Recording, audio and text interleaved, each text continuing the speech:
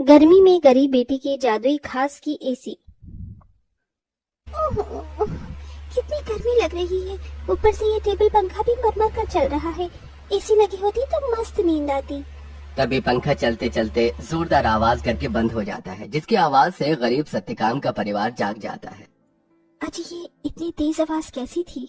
क्या मालूम चंदा, पर ऐसा लगा जैसे कुछ टूट गया। तभी भारती टेबल पंखे को देखती है। पिताजी, वो देखो, टेबल पंखा टूट गया। पंखा टूटा देखकर पूरा परिवार दुख जताने लगता है।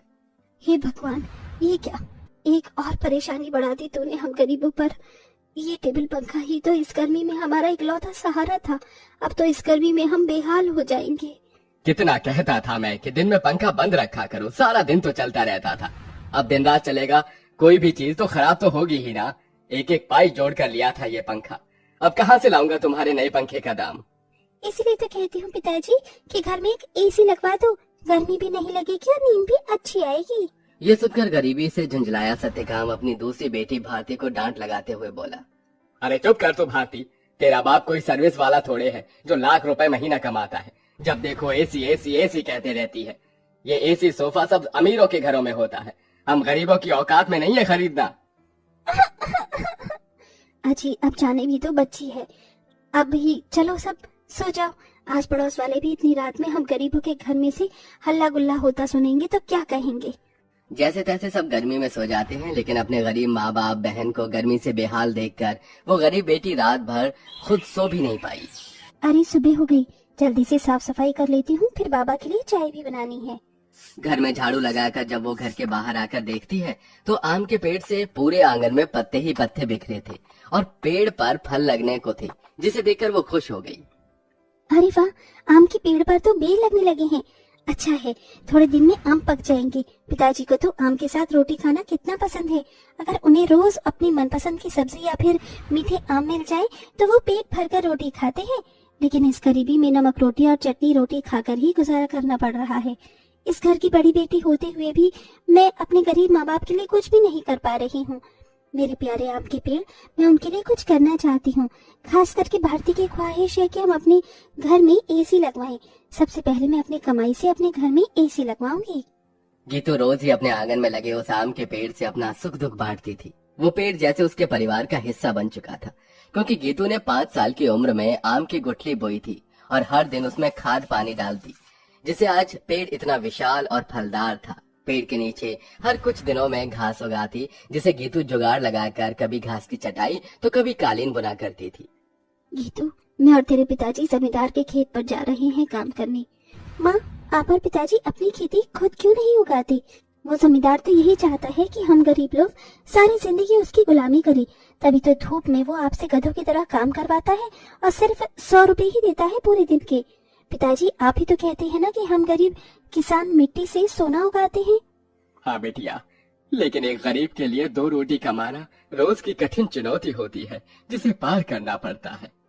सत्यकाम और चंदा चिलचिलाती कड़ी धूप और गर्मी में खेत पर आते हैं, जहाँ जमींदार ठाठ से कुर्सी पर बैठा था और नौकर छतरी लिए खड़ा था। ओहो, बाप रे बाप, कितनी गर्मी है, आग बरस रही है। इतनी गर्मी में तो एसी की ठंडी हवा छोड़ने का मन ही नहीं करता। राम राम मालिक। अरे भाड़ में गया तेरा राम राम, यहाँ गर्मी से मेरा कचूमर निकला जा रहा है। कहाँ मर रहा था? हाँ, अब तक कहाँ मर रहा था? चलो दोनों मियाँ बीवी खेत जोतने में लग जाओ, उठाओ हल। जी जी जी, जी मालिक। बेचारे दोनों कड़ी धूप में उतनी बड़ी जमीन में हल जोतते हैं, उनके माथे से टप टप पसीना बहता जाता है। अजी, शाम हो गई। आज तो मालिक दिहाड़ी देने के डर से आए ही नहीं। उनकी हवेली चलकर मांग लेते हैं। पंखा ठीक भी तो कराना है, वरना गर्मी में गुजारा नहीं होगा। दोनों जमींदार के घर आते हैं, जहाँ जमींदार पांव पसारे एसी की चिल्ड ठंडी ठंडी हवा खा रहा था। ओहो, क्या मजा आ रहा है। आहा, एसी में भैया मजा बहुत है। अरे सत्यकाम, तू यहाँ? जी मालिक, पैसे दे दीजिए। ये पकड़ 200 और चल दफा हो जा। इसी तरह दिन गुजरते हैं। दोनों मियाँ बीवी जो भी कमा कर लाते अपनी गरीब बेटी के हाथों में रख देते, जिससे बहुत ही समझदारी से गीतू घर चलाती और उसमें से कुछ बचा भी लेती। 100, 200, 300, 350, 400, 410, 420, 30, कुल मिलाकर मेरे पास अभी तक के 700-800 रुपए ही इकट्ठे हुए हैं। इतने में एसी कहाँ से आएगी? अगर मैं किश्त बंधवा कर भी एसी ले आऊं तो फिर मैं कैसे किश्त भरूंगी? तभी भारती अपनी गरीब बहन गीतू को परेशान देखकर बोली। दीदी, आजकल तो कबाड़ी वालों के पास भी अच्छी अच्छी चीज मिल जाती है। अमीर लोग तो नया खरीद लाते हैं और महंगी चीज भी बेच देते हैं। हाँ, ये ठीक रहेगा। मैं कबाड़ी में से कोई एसी उठा लाती हूँ। गीतू एसी खरीदने कबाड़ी की दुकान पर चली आई। भैया जी, मुझे कोई सस्ती एसी दिखाइए। गरीब लड़की लगती है, एक काम करता हूँ, ये खटारा वाली एसी थमा देता। इसे क्या पता इसमें क्या डिफॉल्ट है। ये लो बहन जी, ये एकदम बढ़िया एसी है। ये चलती तो है ना? चलती नहीं, दौड़ती है। एकदम धूम मचा देगी ठंडी हवा की। 1000 रुपए की लगेगी। अब जल्दी से ले लो। लेकिन मेरे पास बस 800 ही है। चलेगा चलेगा, दे दो। गीतू खुशी से वो एसी घर लाकर सबको चलाकर दिखाती है। माँ, पिताजी देखो, आपकी गरीब बेटी एसी खरीद कर लाई है 800 में। अब हमें गर्मी में नहीं सोना पड़ेगा। मगर ये चल क्यों नहीं रही? 800 में कोई एसी देता है भला क्या? पैसे फंसा कर आई है जाकर। सब मुंह बनाकर सो जाते हैं और गीतू पेड़ के पास आकर रोने लगी। मेरे प्यारे आम के पेड़, वो कबाड़ी वाला मुझ गरीब के पैसे खा गया। ये एसी चल भी नहीं रही। मुश्किल से 1-1 रुपया इकट्ठा किया था। गीतू को रोते देखकर पेड़ बोलने लग जाता है।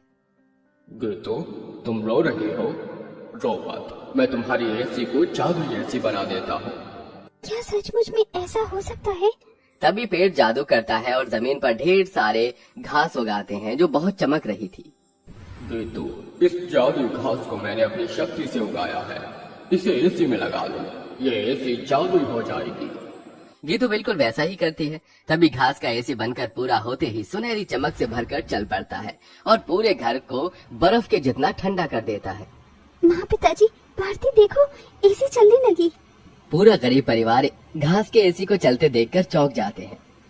अरे देखो चंदा, हमारी बिटिया ने घास की एसी बनाई है। हाँ जी, लेकिन ये घास की एसी कैसे चल रही है? ये एसी कूलर तो बिजली से चलते हैं। तभी जादुई घास एसी के आँख कान मुंह बन जाता है। एसी इठलाकर बोला, क्योंकि मैं जादू घास का एसी जो हूँ। ये लो, जी भर के खूब ठंडी हवा खाओ। अरे वाह दीदी, क्या धांसू एसी बनाई है। हम गरीबों जैसे घास की एसी है। एसी तो बड़े बड़े अमीरों के घर में भी नहीं होगी। अब हम गर्मी में एसी की ठंडी हवा में सोएंगे। तभी चंदा रोते हुए बोली, बिटिया, अगर दिन भर इस एसी की ठंडक में ही सोते रहेंगे तो कमाएगा कौन? बगैर खून पसीना बहाए पैसे थोड़ी मिलता है। ये कहते हुए चंदा रोने लगती है। तभी जादुई घास एसी में से ठंडी हवा के साथ नोट बरसने लगते हैं। लूट लो, जितने चाहिए लूट लो। देख क्या रही हो? अरे रामा, ये जादुई घास की एसी तो लक्ष्मी मैया का रूप है। चंदा देख, कैसे करारे करारे नोट दे रहा है ये एसी। क्योंकि मैं कोई मामूली एसी नहीं बल्कि जादुई घास का एसी हूँ। मैं तुम्हें हीरे जवाहरात सोना चांदी सब दे सकता हूँ। एसी के इस कथन को सुनकर गीतू ने उसे आजमाया। अगर ऐसा है तो हमें सोने चांदी के सिक्के देकर दिखाओ। तभी एक सुनहरी चमक के साथ जादुई घास एसी में से सोने चांदी के ढेर सारे सिक्कों की बारिश बरसने लगी। तुम तो सच में जादुई एसी हो। माँ, अब आपको उस जमींदार की गुलामी करने की जरूरत नहीं। अब हमारे पास जादुई घास का एसी है। दोनों मियाँ बीबी खुशी से फूट फूट कर रोए। चंदा देखो, अब हमें और दुख नहीं काटना पड़ेगा। न किसी की ये गालियाँ खाकर गुलामी करनी होगी। ये जादुई घास के एसी हमें बंधुआई से छुटकारा दिलाने आई है हमारे घर। जाओ सत्यकाम, इन सिक्कों से कर्ज चुका दो। सत्यकाम ने जादुई घास एसी से मिले सिक्कों को बेचकर सबका कर्जा भर दिया और उसने पंखा कूलर एसी की अपनी दुकान खोली, जिससे गरीब भी कम दाम पर एसी खरीद सके। उस गरीब बेटी के बनाई जादुई घास एसी ने उसके गरीब परिवार का भाग्य बदल दिया।